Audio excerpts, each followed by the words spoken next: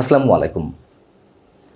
মামলা মোকদ্দমা থেকে শুরু করে জীবনের যে কোনো ঝুঁকি নিয়ে আমরা দেখছি যে আওয়ামী লীগের ঝটিকা মিছিল দেশের বিভিন্ন স্থানে বাড়ছে এবং নিঃসন্দেহে তাতেও আগের চেয়ে নেতাকর্মীদের উপস্থিতি বাড়ছে এবং তারা যে টার্গেটটি নিয়েছে মে জুনের মধ্যে রাজপথ দখলে নেওয়ার, সেটি আসলে কতটুকু সম্ভব হবে। যদিও আমরা এর মধ্যে অনেক কিছু শুনেছি, শেখ হাসিনা দেশে ফিরে আসবেন, দিনক্ষণ দিয়ে অনেকে ঘোষণা দিয়েছেন, এগুলো অনেকের কাছে আকাশ কুসুম কল্পনা মনে হয়েছে, অবাস্তব মনে হয়েছে। মনে হতেই পারে দেশের যে অবস্থা তাতে স্বাভাবিক প্রক্রিয়া, এগুলো মনে হতেই পারে। তবে আমি মনে করি যে রাজনীতিতে শেষ বলে কিছু নেই, এটি আমাদের অভিজ্ঞতা বলে এবং রাজনৈতিক গ্রামারও সেটি বলে। যাই হোক, এখন তারা যে কতটা ঝুঁকি নিচ্ছে আওয়ামী লীগের তৃণমূলের নেতাকর্মীরা, তা শুধু আমরা বুঝতে পারি তাদের আটকের পরিসংখ্যানের বিষয়টি যদি মাথায় নিয়ে আসি। সেটি হচ্ছে যে গত তিন দিনে সারা দেশ থেকে আটক হয়েছেন ৪,৭৬৬ জন।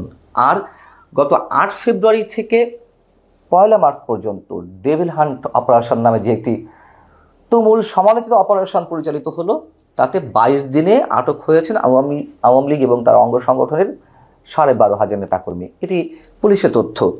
এখন মে জুনকে টার্গেট করে তারা রাজপথ দখলে নেওয়ার পরিকল্পনা করেছেন আওয়ামী লীগের নেতারা। সেটি আসলে তারা কতটুকু পারবে? যেহেতু স্বরাষ্ট্র উপদেষ্টা নির্দেশ দিয়ে দিয়েছেন, আপনারা জানেন যে আওয়ামী লীগের মিছিল রুখতে সংশ্লিষ্ট পুলিশ সদস্যরা ব্যর্থ হলে তাদের বিরুদ্ধে বিভাগীয় ব্যবস্থা নেওয়া হবে।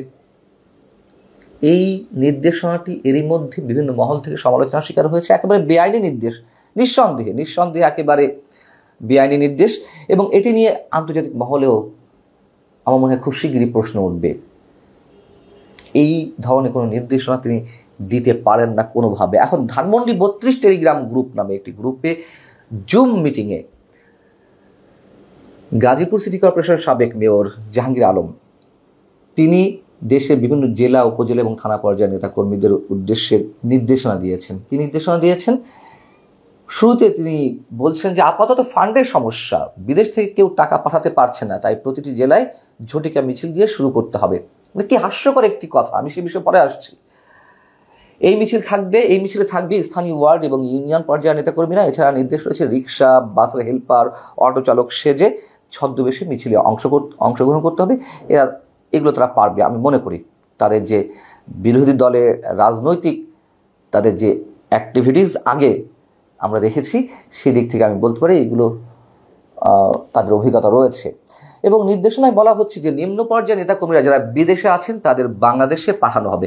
আরও একটি কি ভয়ঙ্কর হাস্যকর কথা, এটি নিয়ে একটু কথা বলবো। যদি ১,০০০ নেতাকর্মী আসেন, প্রস্তুত থাকতে হবে যে ২০০ জন আটক হবেন মিছিল থেকে, ৮০০ জন রিজার্ভ থাকতে হবে।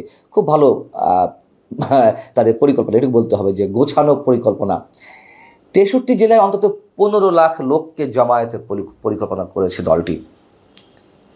বিষয় হচ্ছে দুটি পয়েন্টে কথা না বললেই একেবারে আমার নিজের কাছেই খারাপ লাগবে। একটা হচ্ছে কোন দুঃসাহসে এবং কোন নির্লজ্জতায় নেতাকর্মীদের প্রতি, আমি অন্য কোনো উদ্দেশ্যে বলছি না, এই কথা বলেন যে বিদেশ থেকে ফান্ড আসছে না। মানে বিদেশে যে নেতারা রয়েছেন তারা ফান্ড দিচ্ছেন না।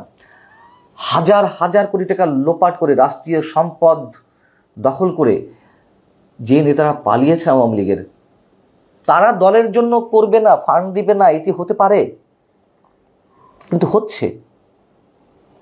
এর আগেও আমি বলেছি, যারা হাজার হাজার কোটি টাকা লোপাট করে, দুর্নীতি করে, আওয়ামী লীগকে সমালোচিত করে, জনগণের মুখোমুখি দাঁড় করিয়ে বিদেশে পালিয়ে যাওয়ার পর তারা এখন পার্টিতে যান।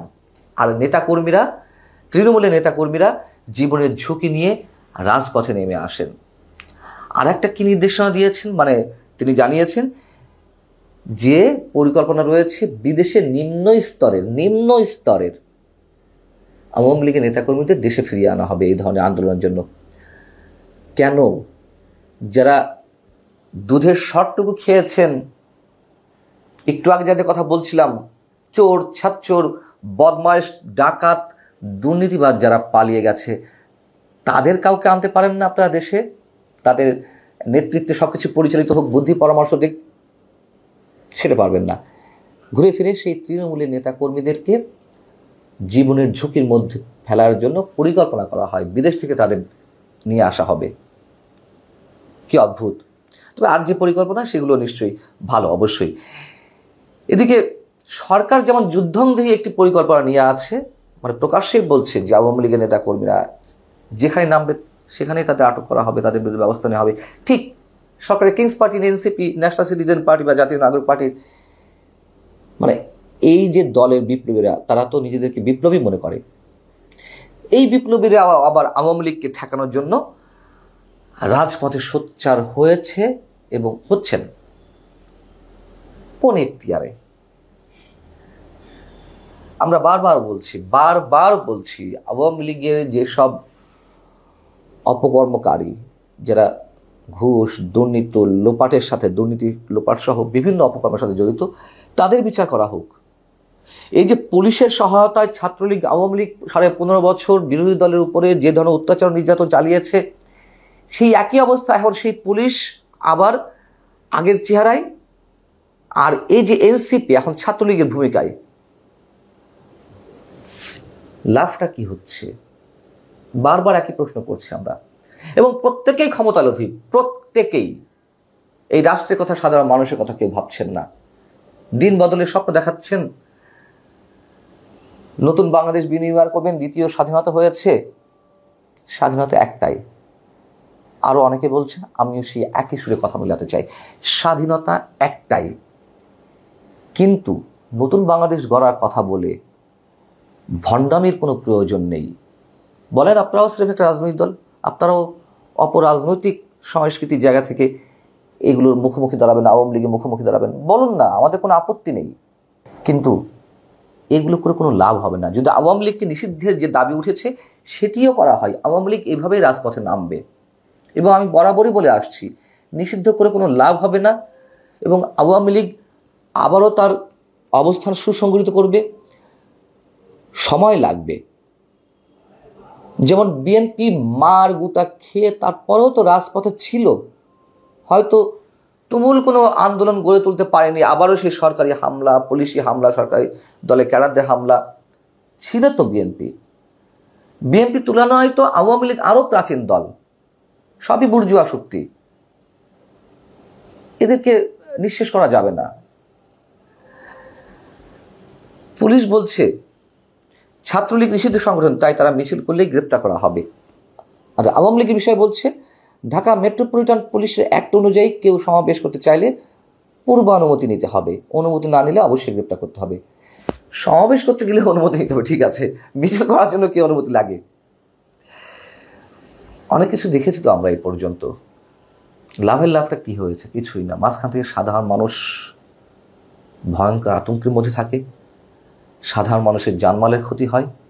এই দেশের সংস্কৃতি, রাজনৈতিক সংস্কৃতি এতটুকু পরিবর্তন হচ্ছে না, ক্রমশ এই অপসংস্কৃতি নিম্নগামিতার দিকে যাচ্ছে। আমাদের মুক্তি নেই। এই যে আওয়ামী লীগকে ফ্যাসিস্ট বলে যা কিছু করা হচ্ছে, তা আরো বড় ফ্যাসিস্টের পরিচয় তুলে ধরা হচ্ছে মানুষের সামনে। আওয়ামী লীগ চুরিচামারি করেনি, সে হয়তো আমরা কেউ কিছু বলছি না। আওয়ামী লীগ অপরাধ করেনি, অন্য সব ভয়ঙ্কর অপরাধ করেনি, কেউ বলছি না, কারণ বলার ন্যূনতম নৈতিক সাহস নেই, করেছে।